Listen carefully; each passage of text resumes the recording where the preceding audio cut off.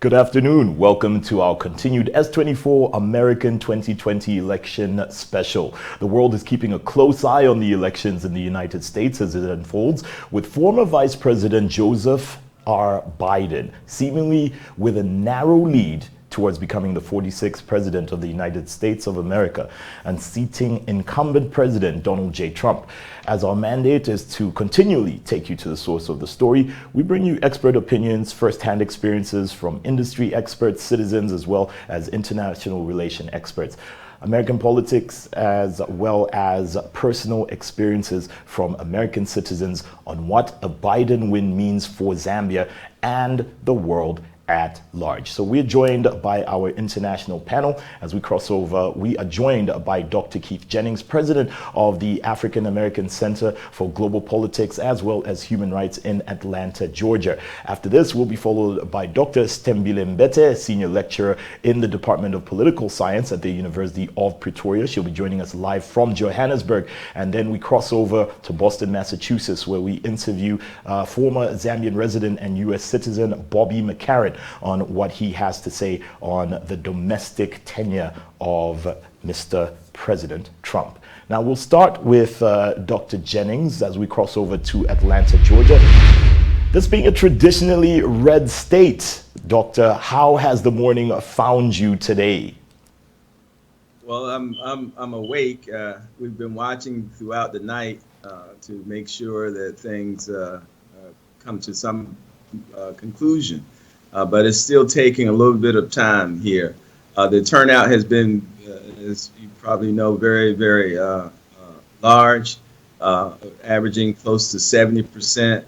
And there still remains thousands of votes to be counted. These are coming in mainly from Fulton County and DeKalb County, the metropolitan counties surrounding the capital city of Atlanta. And those votes that are coming in, are being counted rather, tend to favor the Democratic candidate, Joe Biden.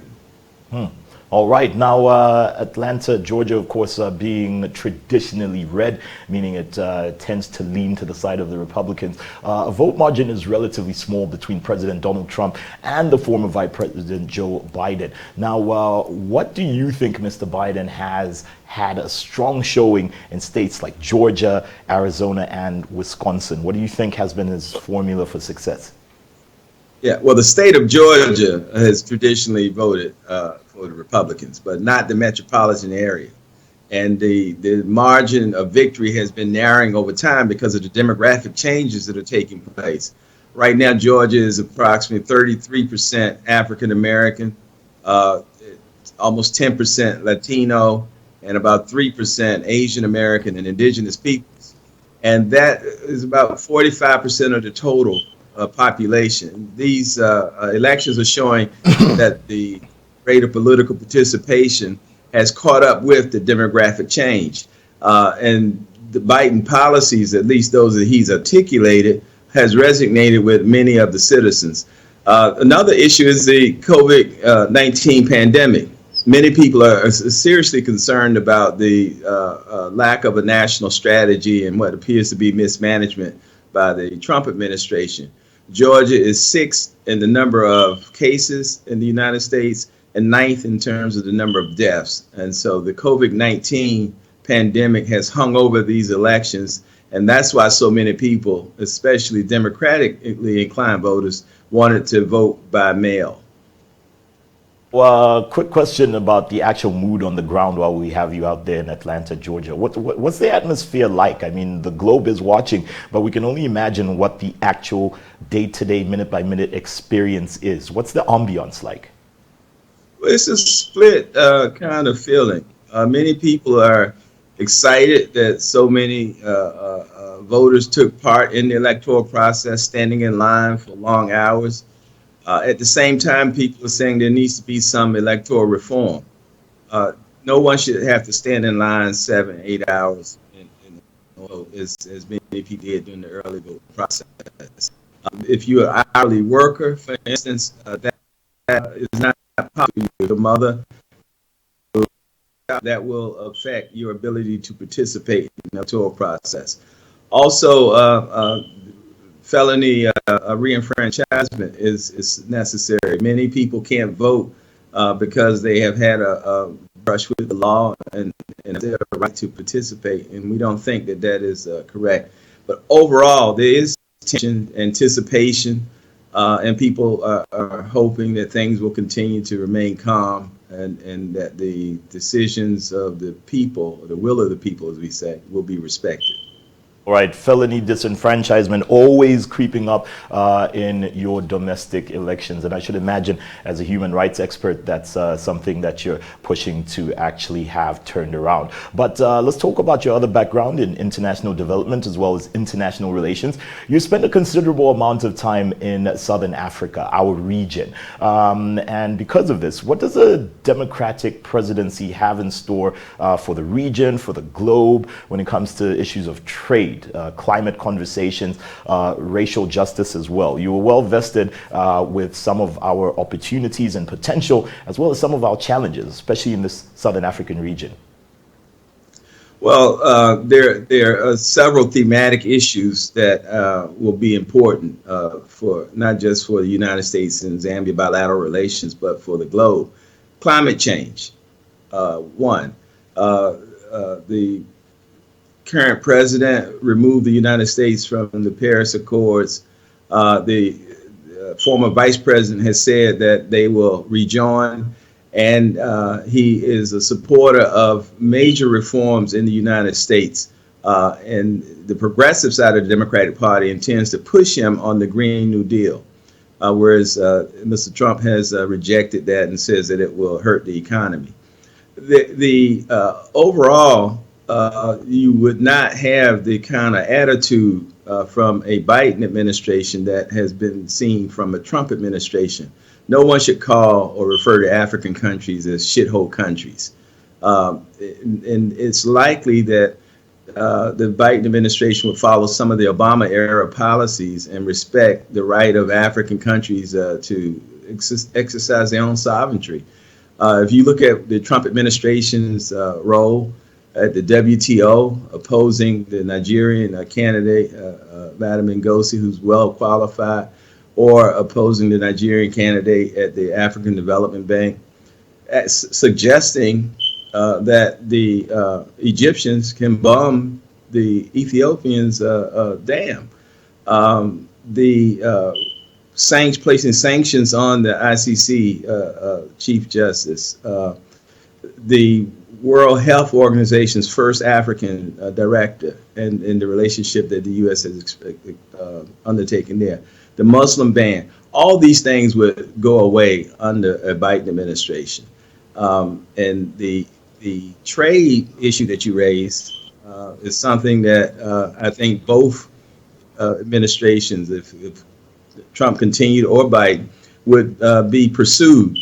I know that Zambia has had a rough period here with bilateral relations with the U.S. And removal of the ambassador.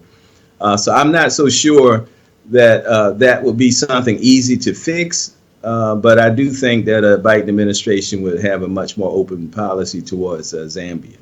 All right, that is very, very interesting. Dr. Keith Jennings over there live from Atlanta, Georgia. We always thank you so much for your contributions, and Nothing Coffee Can Fix up very early to talk to us right here at S24 Studios live in Lusaka, Zambia. We are, of course, now crossing over to our next interview live from Johannesburg, South Africa, to speak to Dr. Stembile Mbete, a senior lecturer in the Department of Political Science at the University of Pretoria. Good afternoon, Dr. Stembile.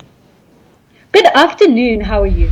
Good, thank you. Now, of course, because we are making sure that we appreciate the fact that people have been monitoring, the globe indeed has been monitoring the US elections. As a scholar of international relations and South African politics, can you share with us what you think the impact of a Biden presidency would be on Africa and particularly our sub-Saharan region?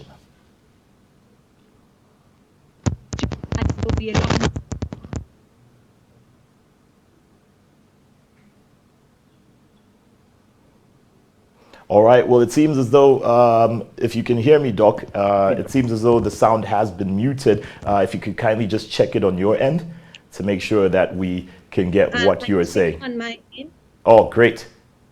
Okay. Is that better? That is tons better. Thank you so much. Okay, fantastic. So what I was saying was that I think that Joe Biden will be a lot more interested in Africa than Donald Trump was. For Donald Trump, Africa was really, and Sub-Saharan Africa was really just a site for his disputes around trade and the global economy with China. And so what we've heard from John Bolton, we've heard from other people in the Trump administration in the past 4 years about Africa has really been about the competition for trade, for resources, for markets with China in Africa and for influence with China. But there hasn't been a real interest in development on the continent or in economic issues on the continent from the Trump presidency at all. It is notable that Donald Trump has not visited the African continent once in his 4 years in power, and it is unlikely that if he were to win a second term that he would visit Africa in that term at all. All right. Well, very interesting. Now, we had a discussion earlier on S24. We talked about the fact that maybe his ignoring Africa has actually been a blessing in disguise. Has this forced us to stand on our own feet, particularly when it comes to donations, grants, and aids, as the U.S. is well known for in the region? What's your take on that? Well, look, I think that what we need to remember is that in spite of whether the Democrats or the Republicans are in office, the United States tends to have the same security interest in Africa.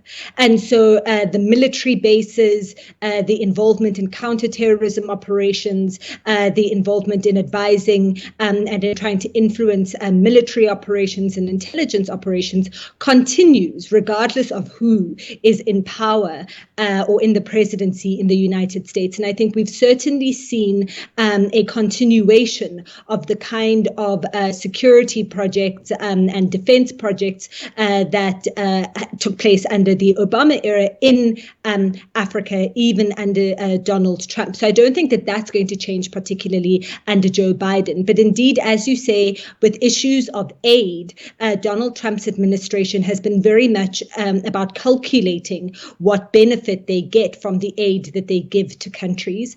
And so what benefits do they get in terms of votes at the United Nations, for example, or anything else. And the other thing is that it comes with a lot more preconditions around issues like birth control and reproductive rights for AIDS funding, for example. And so I think that there will be a more open and more generous aid policy under a Biden presidency, with some of the restrictions that were put in place under Donald Trump reduced or removed.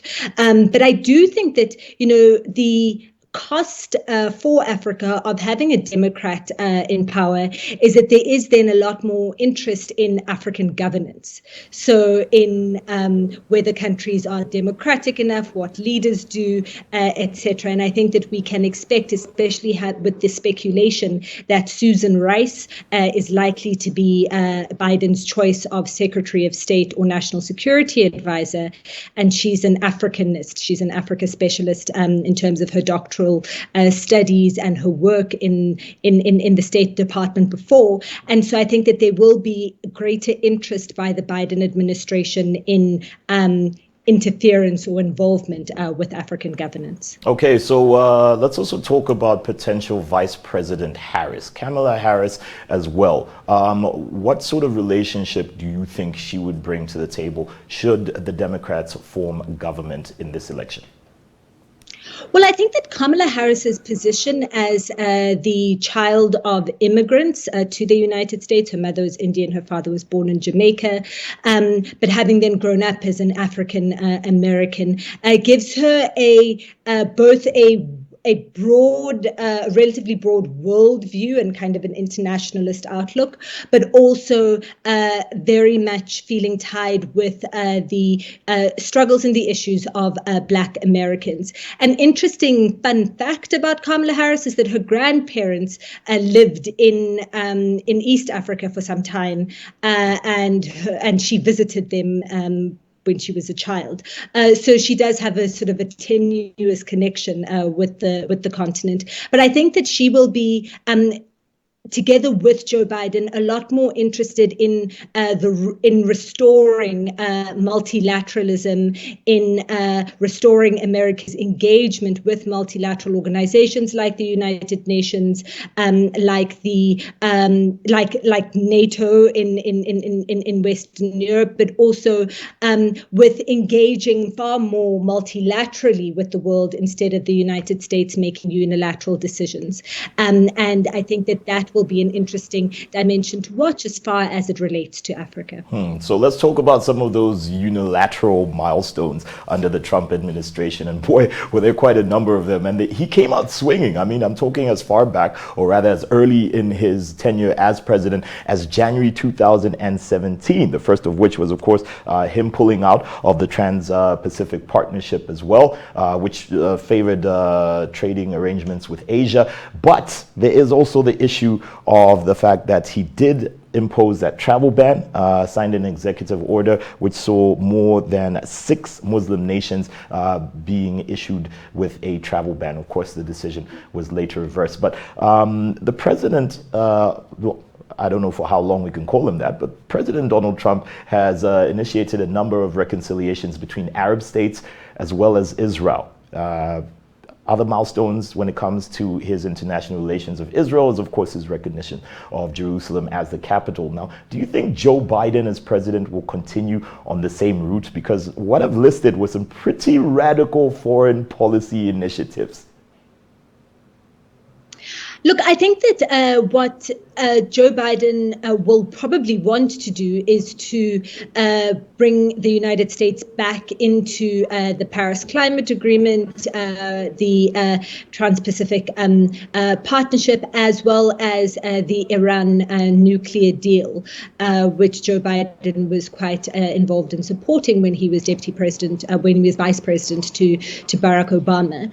And so I think that there will be an attempt to restore the United States' relationships and its involvement in those multilateral partnerships that Donald Trump abandoned. I think that it's going to be interesting to watch how both Biden and Harris navigate the relationship with Israel. Both Biden and Harris are supporters of the state of Israel and have taken quite hardline positions in terms of the Israel-Palestine relationship before. But certainly the recognition of Jerusalem, Jerusalem as Israel's capital city, was belonging to Israel alone, and the move of the American embassy to Jerusalem, I think, goes against a long tradition of Democrat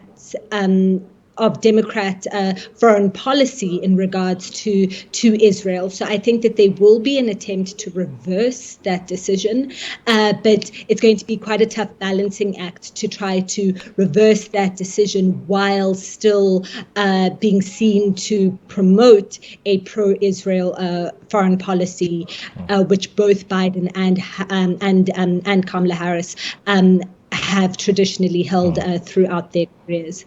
All right. And before we wrap up with you, Doc, just a quick take on what you think a Biden administration would mean to relationships with the U.S. as well as states that are predominantly Muslim, Islamic states. Because, of course, we have seen some extreme measures taken under the Trump administration. But we are also at a very, very shaky time with what's going on in Europe and with regards to Islamic fundamentalism, radical fundamentalism that is happening now. So how do they enter that conversation while, of course, making sure that domestic America still feels safe against what has been a very pronounced enemy in extreme Islam? Well, I think that what we need to remember is that Donald Trump's engagement with Islamic states hasn't been uniform, right? So he has been very much pro-Saudi Arabia, and many of his foreign policy engagements, so his position on Iran, for example, the kind of reconciliation or rapprochement that he's tried to engineer with certain states and Israel is really about securing Saudi Arabia's leadership and dominance in the Middle East. So I think that we first need to acknowledge that his relationship with Islam is not a uniform one, and it has still been informed by geopolitics in different ways. I think that what the first priority of the Biden administration will actually be about restoring ties and restoring relationships with America's traditional Western European allies, particularly Germany and France, which those relationships had frayed quite significantly under Donald Trump, and then to approach the United States' Middle East strategy together with those traditional partners as a support, because the ongoing wars that America is involved in the Middle East are so costly and need some kind of resolution. But I don't anticipate that the Biden administration is going to try and go it alone in resolving those issues. All right, we thank you very, very much, Doc. And yes, like the rest of the world, we're definitely waiting to see what the next chapter is. So thank you very, very much, and we'll let you continue monitoring. Thanks for your contribution to S24. Fantastic. Thanks for having me. That was Dr. Stimbile Mbete, a senior lecturer in the Department of Political Science at the University of Pretoria, as we connected with her live from Gauteng province in South Africa. Now, lastly, we cross over to Boston, Massachusetts to speak with Mr. Bobby McCarran. Now, Mr. McCarran has spent considerable time in Zambia, and of course, it is morning over there, so we do wish him a good morning as we actually cross over to him in just a few seconds. And what is very interesting as well is the fact that he is a U.S. citizen, as mentioned earlier, but a former resident of Zambia. So it will be very interesting to actually get his perspective as an average citizen who is, of course, caught up in what is a very, very interesting turn in history right now. So we cross over live to Boston, Massachusetts right here as we continue our coverage of the S24 US 2020 elections. Mr. McCarran, how are you doing, sir? I'm good, thank you. How are you? Awesome. Are you able just to lift the camera a bit just so we get you in screen? All right. That better? Fantastic. Thank you so much. All right. Mr. McCarran, good morning to you. I can imagine that like many people around the globe, you have not gotten much sleep. How have you been monitoring the progress of the results so far? Constantly checking Google, constantly watching the CNN, the Foxes, the different broadcasts, looking at different perspectives, just social media and regular media, and just, it's definitely on everyone's mind. All right. Now, you live in a state that voted overwhelmingly for Joe Biden. Can you tell us a little about your experience during this election cycle compared to the previous ones?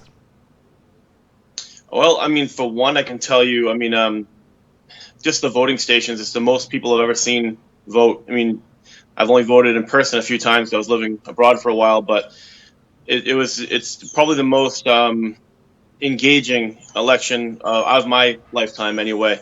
So, it's being in a liberal state, it is predominantly Democrat supporters. So there is some division here and there, but I also, we're close enough to all the neighboring, I basically am half an hour ride to 3 other states. So we talk to people from diverse backgrounds in different areas. So it's interesting seeing the division that's occurring. It's not enjoyable to see the division, but it's definitely interesting.